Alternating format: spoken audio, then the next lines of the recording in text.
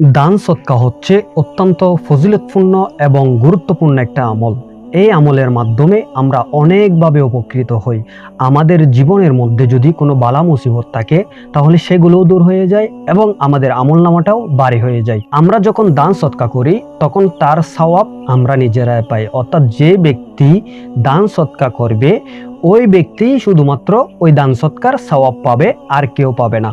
তবে এমন একটা কাজ রয়েছে, যে কাজটা যদি আমরা করি তাহলে দান সদকা আমরা করার সাথে সাথে আমরা যেমন সওয়াব পাবো, ঠিক তেমনি আমাদের পিতামাতাও সমান সওয়াব পেয়ে যাবে। সুবহানাল্লাহ। আসুন তাহলে আমরা সেই কাজটা কি জেনে নিই। শোয়াইবুল ঈমান 2 নম্বর খণ্ড 205 নম্বর পৃষ্ঠার মধ্যে স্পষ্টভাবে উল্লেখ রয়েছে, যখন কোনো সন্তান দান সদকা করবে তখন যদি সে এই নিয়ত করে, অর্থাৎ এই দান সদকাটা আমি আমার পিতামাতার পক্ষ থেকে করতেছি, তাহলে সেই দান সদকার সওয়াব ওই সন্তান যতটুকু পাবে ঠিক তেমনি সেম সওয়াব তার পিতামাতা পাবে। সুবহানাল্লাহ।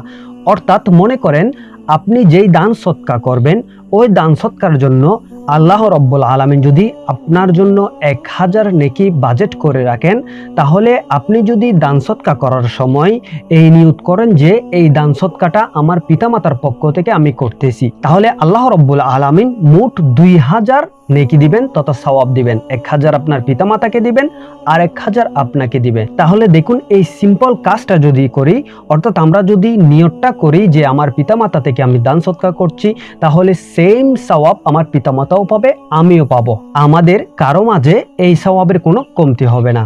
আশা করি আজকের পর থেকে আপনারা সবাই এই নিয়ত করে দান সদকা করবেন। আল্লাহ রাব্বুল আলামিন আমাদেরকে সঠিকভাবে বুঝার এবং সাথে সাথে আমল করার তৌফিক দান করুক। আমিন।